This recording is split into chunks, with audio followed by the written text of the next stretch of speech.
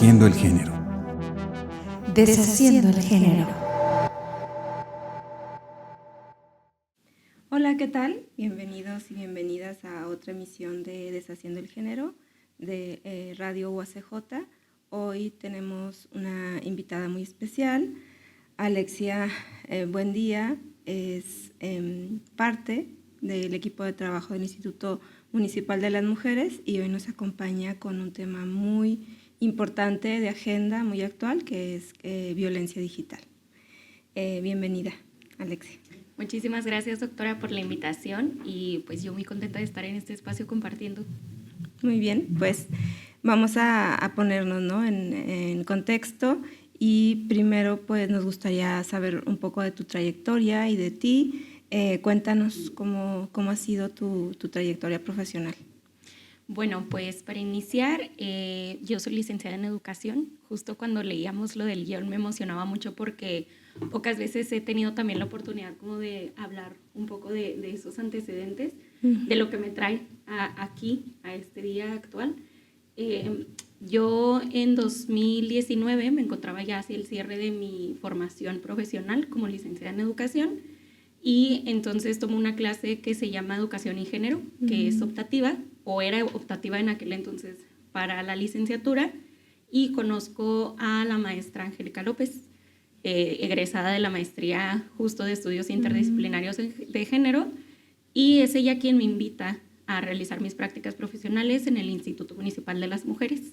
Entonces, ahí inicia, creo yo, este encuentro con los feminismos. Como lo he escuchado en otras partes y yo misma lo digo, creo que el feminismo me encontró, no yo le encontré, ¿no? Y entonces, bueno, pues llevo a cabo un proyecto relacionado justamente con derechos sexuales y reproductivos y culmino la licenciatura y me invitan a formar parte del equipo con un medio tiempo en el área de prevención, de transversalización, y posteriormente me voy integrando a tareas de prevención y entonces comienzo ya a interesarme en los estudios de género y tomo algunos seminarios en el Consejo Latinoamericano de Ciencias Sociales sobre antecedentes de los feminismos y política pública relacionada con el género. Y bueno, pues han pasado 5 años desde entonces, en un ir y venir también dentro del propio instituto, y actualmente estoy coordinando el área de comunicación social ahí, en el Instituto de las Mujeres. Excelente, una trayectoria, digamos que muy encaminada, ¿no? O sea, desde que terminas hasta hoy que estás trabajando acá, yo creo que lo haces muy bien, ¿no? Gracias. Eran pues las expectativas que teníamos de invitarte también es por ver cómo trabajas, las campañas que están realizando, pues el trabajo creo que es increíble desde el instituto y que estás desempeñando. Entonces, los temas de género, entonces dices, te encontraron y el feminismo y todo lo que está asociado, ¿no?, alrededor de este tipo de perspectiva. Y allí, ¿cómo llegamos al tema de violencia digital? ¿Es como un interés tuyo? ¿Se fue poniendo en la agenda del instituto previamente? Cuéntanos. Bueno, pues precisamente hace 3 años, voy a regresar un poquito más atrás también en la línea del tiempo, casi de inmediato tengo la oportunidad de participar en el Parlamento Juvenil de aquí del Senado, y entonces estábamos en pandemia y había que presentar como una iniciativa en torno a los derechos de las mujeres, porque yo me inscribí justamente en esta parte del género. Y entonces, pues analizando justo en medio de la pandemia cuáles eran las necesidades, llego a la violencia digital. Empezamos a plantearnos como algunas temáticas en torno a eso, no se concreta del todo porque la dinámica en aquel momento al ser virtual era muy acotada. Sin embargo, regresamos justo a actividades en el instituto y surge la necesidad con el tema que se empieza a promover a través de las reformas de la Ley Olimpia, de informar a adolescentes y jóvenes sobre sus derechos sexuales y reproductivos y particularmente en qué consistía la violencia digital. En aquel entonces yo desde el área de prevención, acompañada de la coordinación de comunicación, trabajamos un contenido de un tipo taller, charla, para llevarlo a juventudes, porque nos damos cuenta que hay los primeros abordajes dirigidos hacia estos grupos son como siempre en la sexualidad, desde la prohibición y la abstinencia, ¿no? El mensaje era como muy terrorífico: si haces esto, si haces un intercambio de contenido digital explícito, erótico, íntimo, te va a pasar el delito, ¿no? O sea, se van a difundir tus imágenes, y luego venía cargado de vergüenza, culpa y revictimización. Entonces, al ser yo una de las integrantes más jóvenes en el equipo, pues entonces, claro que me surge este interés de darle otra perspectiva, ¿no? O sea, desde el ejercicio de derechos, y abordamos este primer contenido. Pasa el tiempo y entonces se da la oportunidad de empezar a manejar o apoyar en el manejo de redes sociodigitales, porque esto es una era que nos ha ido como alcanzando y que era ineludible para el equipo del instituto. Teníamos que tener presencia en redes con perspectiva de género, con perspectiva feminista, y esta plática también avanza hacia una serie de encuentros, por ejemplo, con la Fiscalía a través de su área de delitos cibernéticos, para informarnos también sobre el estado actual. En aquel entonces, en el estado de Chihuahua, sobre esos avances de las reformas de la Ley Olimpia. Entonces, inició como esta necesidad, claro, desde la educación y la prevención, de llevar información, pero luego lo fuimos llevando ya a la práctica, o sea, cómo nosotras entramos al espacio digital también a través de la comunicación para hacer algún tipo de contrapeso. Vaya, hace falta muchos esfuerzos, pero generar otro tipo de contenido que fuera aversivo a esto y que fuera más ciudadano y amigable, sobre todo con nuestro público objetivo, que eran adolescencias y juventudes. Excelente. Y un poco en ese camino, ¿no?, de pensar qué es la violencia digital, que a final de cuentas nos toca a todos y todas, especialmente en este grupo de edad, ¿no?, porque estás conformando tu identidad y demás, pero yo creo que la mayoría ya también tenemos como una vida digital pues muy presente, ¿no?, que está en toda nuestra vida. Se dice quienes más usan Facebook son personas adultas y adultos mayores. Entonces, pues ya hay como que todo un avance también en esa área. Y para ir desambiguando los conceptos, ¿cuál es la diferencia entonces, o cómo definimos o hacemos la distinción entre, o el camino, la brecha que separa al sexting de la violencia digital? Nosotras, siempre que llevamos este tema, hablamos mucho de la clave, que es el consentimiento. Y bueno, pues el consentimiento per se, que es todo otro tema, tiene distintos elementos, pero para nosotras el más destacado en este tipo de casos es la libertad, porque tenemos que estar libres de violencia, de coerción, y también el tema del deseo, el yo querer hacer lo que estoy haciendo. Y entonces, cuando sucede el delito, se confunde justamente con la práctica, que era justo lo que le comentaba ahorita, que al inicio era como, no lo hagas, ¿no? O sea, e incluso hubo ahí, pues, un error que yo creo que justo seguimos cargando hasta estos tiempos, que fue denominar sexting al delito en el Código Penal estatal. Ponerle así hizo también como más fácil para las personas adultas decirles a las adolescencias y a las juventudes que lo que estaban haciendo estaba mal, porque mira, está en el Código Penal.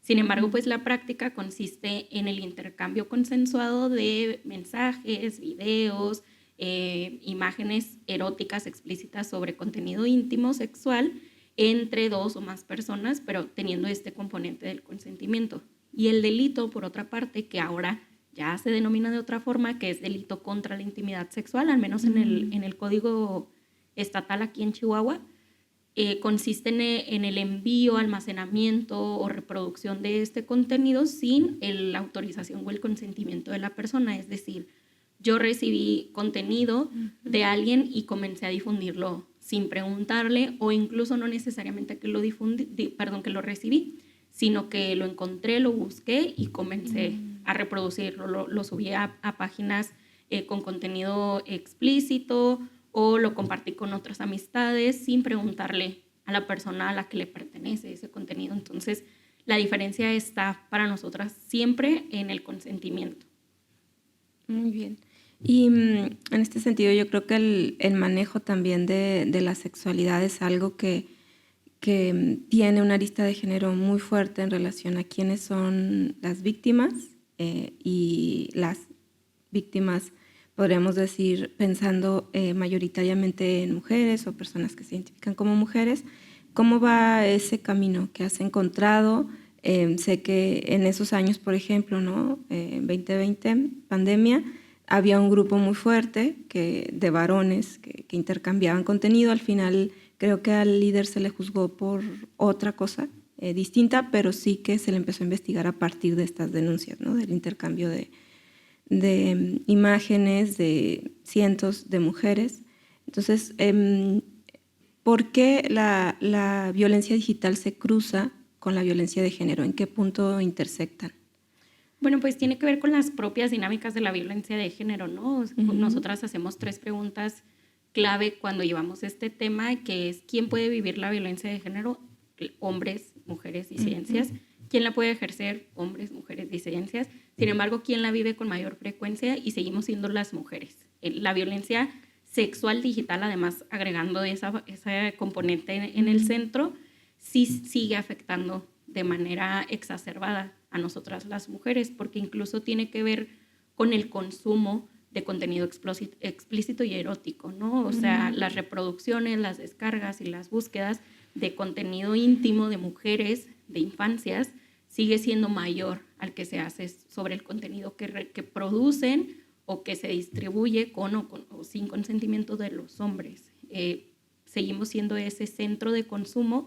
Al final de cuentas, en los feminismos, en los estudios de género, siempre hablamos que las mujeres somos vistas como eso, un objeto de consumo, básicamente. Entonces, por eso no hay una consulta sobre si nosotras queremos que ese contenido se difunda, e incluso desde que lo compartimos, justamente hablando de la sexualidad, ahí también está el tema de género, ¿no? Porque lo comentaba yo hace poco en una conferencia, y es que ni siquiera nos enseñan a las mujeres a preguntarnos qué deseamos. O sea, el componente del erotismo en la sexualidad para las mujeres es lo último que se ve si es que se revisa, ¿no? O sea, no conocemos ni nuestra anatomía, fisiología, no sabemos qué sí nos gusta o por qué nos gusta, o si son ideas implantadas, porque también luego nos preguntamos, cuando nos adentramos a esto, ¿por qué lo hiciste? Muchas veces la respuesta es por darle placer a mi pareja, no necesariamente porque sea algo que nosotras disfrutamos. Y esa línea o esa educación, socialización del género, pues la vamos recibiendo desde antes, desde pequeñas, ¿no? Siempre estamos para agradar, y eso se ve reflejado en la violencia digital, sexual digital, porque el contenido que producimos es para un ojo masculino, no para nosotras mismas, porque también sería luego diferente o interesante analizar cómo se produce el contenido cuando sí es para nosotras, porque no lo negamos, seguramente habrá quien lo disfrute, pero es distinto incluso cómo se generan esas imágenes o esos videos del contenido, si es para nosotras que si es para un ojo ajeno. Sí, es verdad. Y creo que también en esta línea podemos pensar en que el disfrute tiene bastantes componentes, ¿no? Tanto individuales, sociales. A veces no es que seamos totalmente dueños y dueñas de lo que nos produce pues placer, erotismo y demás. Sin embargo, creo que la sexualidad pues sí está bastante empañada por el orden de lo reglamentado y de que está bien, que está mal, que nos posiciona en un espacio mucho más prestigioso quizá, y ese es casi siempre el quien ejerce o controla las narrativas también. Pensaba que el consentimiento, cuando hablabas del consentimiento, que también hay quienes suelen enviar, ¿no?, fotos sin tu consentimiento, que eso tampoco suele ser como que pensamos más en que se difundan nuestras imágenes, pero también hay un tipo del lado de ataque que suele ser que te envíen, ¿no?, una foto de un desnudo o de pues, las partes íntimas o eróticas de otra persona, y generalmente pues es algo que muchos varones suelen hacer. En algunos estudios indica que también tiene que ver con una especie de revancha, ¿no?, de imposición, de pues aunque no quieras lo voy a hacer, otros como que consideran que puede ser un coqueteo. Esto también está considerado en el código de Chihuahua, ¿sabes? Porque hablamos más de la difusión o de poseer, ¿no? Imágenes ajenas, pero ¿qué pasa cuando tú difundes de manera no consensuada tu imagen a alguien más? Creo que justo aquí están uno de los retos, ¿no? El avance en materia legislativa sí está centrada todavía en la reproducción del contenido de la víctima, no necesariamente de la persona victimaria, ¿no? La persona agresora. Y es muy interesante que lo comente, porque yo recuerdo que las primeras conversaciones, incluso en mi círculo cercano sobre este tema, en alguna ocasión yo decía, bueno, pues es que está muy mal que se envíen estas imágenes de nosotras sin nuestro consentimiento, y alguna amiga justo me mencionaba, oye, pero es que el sexting está muy normalizado. Y yo, ¿a qué te refieres, no? O sea, ¿de qué estás hablando? Y ella manifestaba justo esta situación y decía, es que yo constantemente recibo imágenes gráficas sin que se me pregunte, ¿no? Entonces eso se me hace muy mal, y entonces yo decía, a ver, alto. Si no te preguntaron, entonces eso es un tipo de violencia. Ahorita, hasta donde nosotras nos quedamos en nuestra indagación en el estado de Chihuahua, al menos no está tipificado, entonces no es como necesariamente un delito. Se podría integrar como parte de una carpeta de investigación por la difusión de contenido personal, como un atenuante, pero no necesariamente que eso pueda ser perseguido y vaya per se perseguir, investigar y sancionar la práctica del delito contra la intimidad sexual es muy complejo, porque seguimos todavía en este tema de la recopilación de evidencia, de que las cosas muchas veces son efímeras, o que incluso las personas agresoras se dotan de herramientas para borrar, como lo que decimos de la huella digital, ¿no?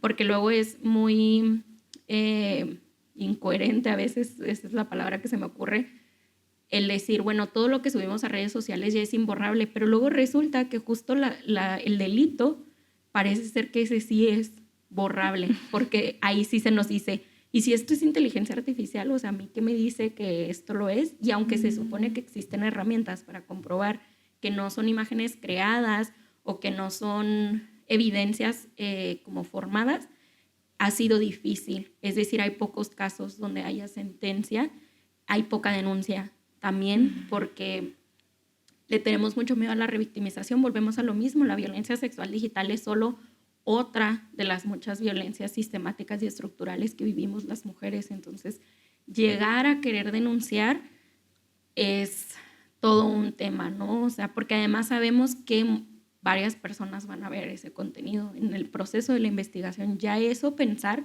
yo personalmente incluso lo pienso y digo, ya me siento como vulnerable al saber que voy a ir a denunciar y que van a tener que revisar esto, ¿no? Se llaman estos análisis digitales forenses. Ya hay muchas ramas que lo analizan, pero sabemos que ese contenido va a pasar por muchas personas, ¿no? Que hemos avanzado mucho en el tema de, por ejemplo, cuando hay peritaje médico, que se ha acompañado con perspectiva de género y demás, pero no indagado mucho sobre si también ya hay protocolos o lineamientos para el peritaje digital, ¿no? De cuántas personas al final terminan viendo ese contenido. Entonces, sí es muy complejo. Per se, la difusión de ese contenido personal ha sido complejo, la denuncia, la investigación y la persecución.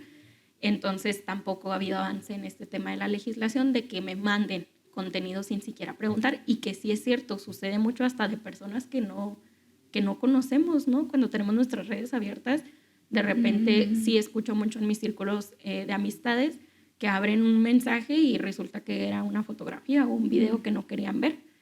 En este tema del consentimiento no quisiera perder la oportunidad de decir que estamos hablando del tema digital, pero luego esto de hacer cosas sexuales frente a otras personas está muy naturalizado, eso es verdad.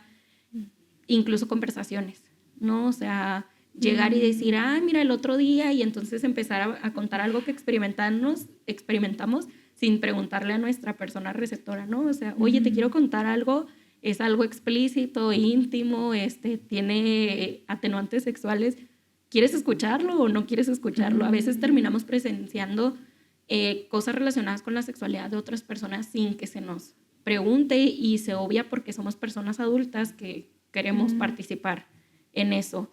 O como parte, usted decía, como parte incluso del cortejo, el coqueteo, cuando en realidad, pues si no hay consentimiento, entonces no deberían de suceder estas cosas. Sí, es ese el punto, ¿no? O sea, cuando se nos pregunta y cuáles son las formas también, ¿no? De asentir y de expresar que estamos de acuerdo. Y ya que vamos por ese camino, ¿qué podemos hacer para prevenir este tipo de violencia? Nosotras en el instituto hemos impulsado una estrategia de autocuidado digital. Es lo que constantemente les decimos a las personas cuando vamos a las pláticas, que este autocuidado tiene que ver con herramientas y prácticas. Es una suma de ambas cosas. Es decir, identificar o dotarnos también de conocimiento sobre nuestro cuerpo, nuestra sexualidad de nueva cuenta. A lo mejor retroceder muchísimo antes de ejercer la práctica y saber que esto realmente me genera placer. Y si tomo la decisión de llevarlo a cabo, entonces tener ciertas herramientas o prácticas como tener mucho cuidado con nuestras redes digitales, nuestros dispositivos, quién tiene acceso a esos dispositivos, porque a veces no solamente es yo le mandé una fotografía a una persona, sino esa fotografía ya se quedó almacenada en la nube y la nube está en mi correo electrónico que yo abro en la escuela y en el trabajo. Y yo recuerdo 2 casos en específico que nos compartía en aquel momento el área de policía cibernética, porque luego nos imaginamos que esta difusión la hace un hacker, ¿no? En China o en Rusia, o como que estos son nuestros imaginarios todavía sobre la digitalidad. Pero en realidad nos decían, los casos que han venido a denunciar por lo general son personas cercanas y suceden, esos 2 casos en específico nos decían, sucedieron, uno, donde una persona dejó su cuenta de correo abierto en una sala de cómputo de la escuela y entonces otra estudiante o otro estudiante tiene acceso a esa nube, a ese contenido y entonces lo descarga y empieza a difundirlo. Entonces ahí tener cuidado con el acceso a nuestras cuentas en dispositivos ajenos, desconocidos e incluso los propios, luego tenerlos abiertos siempre porque sabemos que puede suceder un extravío, un robo, etc. Y también que a nuestros dispositivos tengan acceso otras personas, aunque las consideremos cercanas, que ese era el segundo caso que nos planteaban, la difusión de contenido por parte de una amistad de la víctima al prestarle su celular en una emergencia o en una cuestión de minutos, ¿no? Entonces también parece que luego tenemos que estar hipervigilantes, pero es importante reconocer cuáles son los riesgos que corremos cuando ejercemos la práctica y decir, bueno, voy a ser un poco más cuidadosa con esa parte. Esto sin quitarle responsabilidad siempre a la persona agresora. Es decir, si ese contenido termina difundido, la responsabilidad es de quien lo difundió, de esta persona en quien yo confié para prestarle mi teléfono o de esta persona que se aprovechó de un error mío, un pequeño descuido al dejar mi cuenta de correo abierto en la sala de cómputo. La responsabilidad recae completamente en esa persona en cuanto al delito. Nosotras solo promovemos estrategias de autocuidado para también sentirnos en la seguridad y la comodidad como personas que somos, ¿no? Y que tenemos deseos y tenemos fantasías y decir, bueno, ¿qué puedo hacer para sentirme más segura cuando hago esta práctica? Entonces, recomendamos eso, no hacerlo a través de las plataformas obvias, por ejemplo, todas las asociadas a Meta, porque también no nos fijamos a veces mucho, no nos detenemos a leer términos y condiciones y lo que comentaba ahorita, ¿no? Todo lo que termina ahí es propiedad ya de la propia empresa y del público en general, ¿no? O sea, cualquier persona que tenga acceso a eso, de alguna manera puede disponerlo porque yo lo deposité ahí. No es justo, no debería de ser así, pero son los términos que estamos firmando, entonces recomendamos no hacerlo el intercambio a través de esos espacios.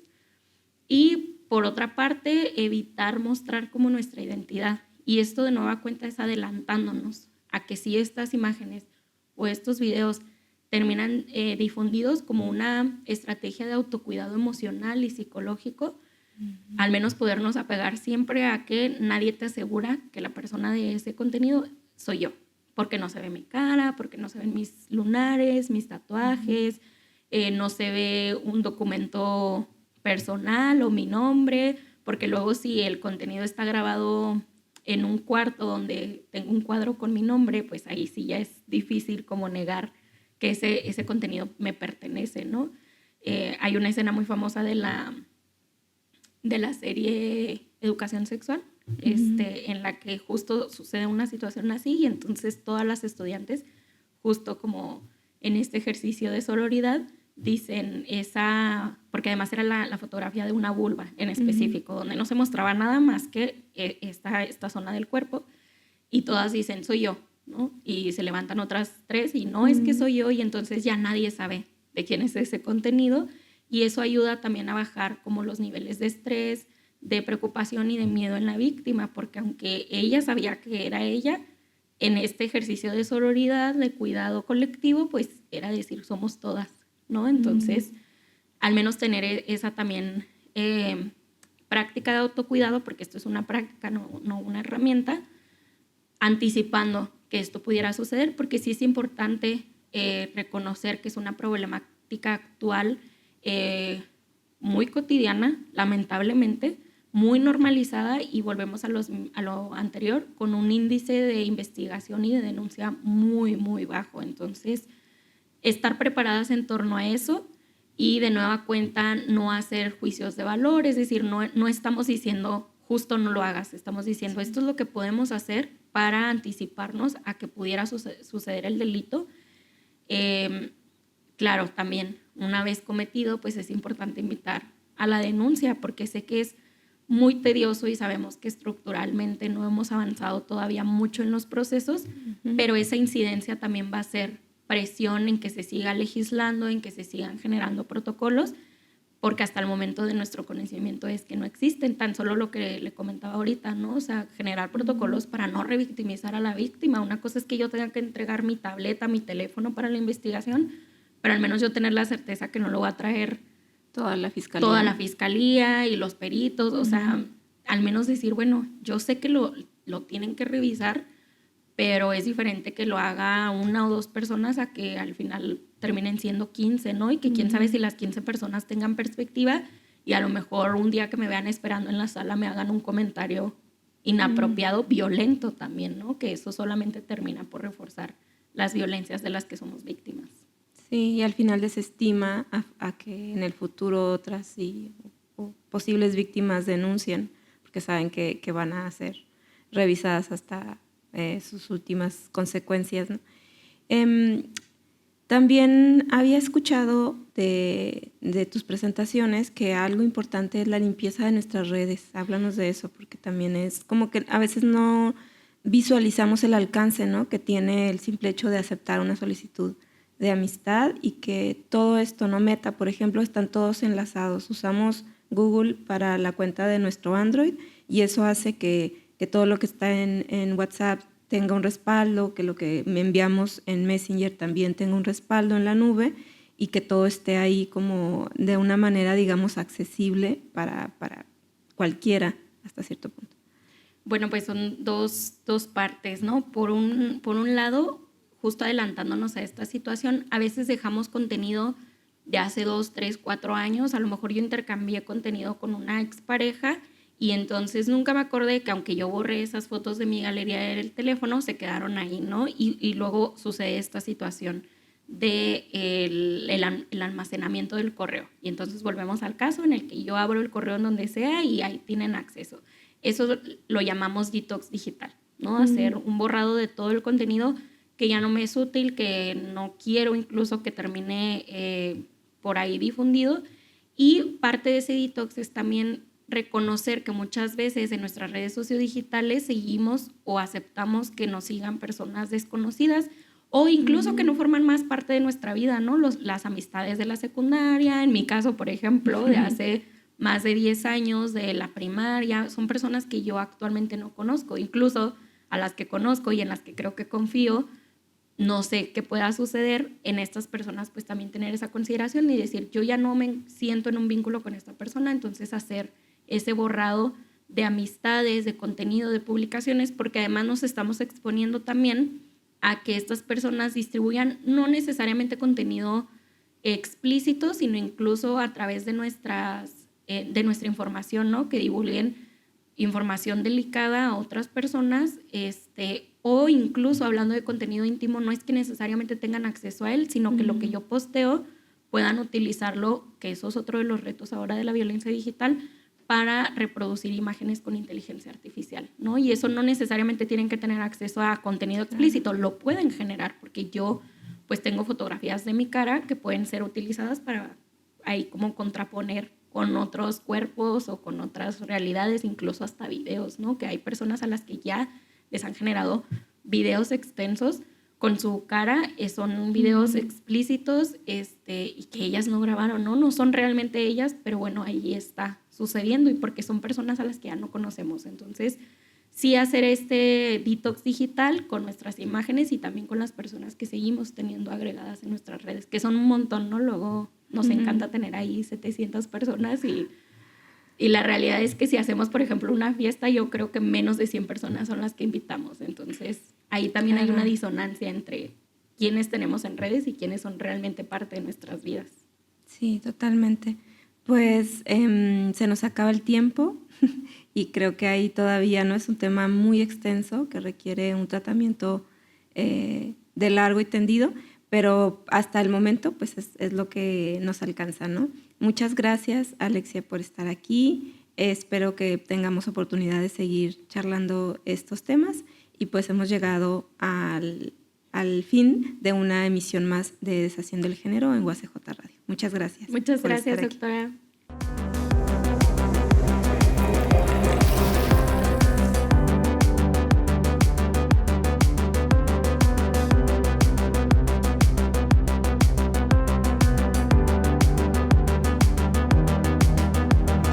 Deshaciendo el género. Deshaciendo el género.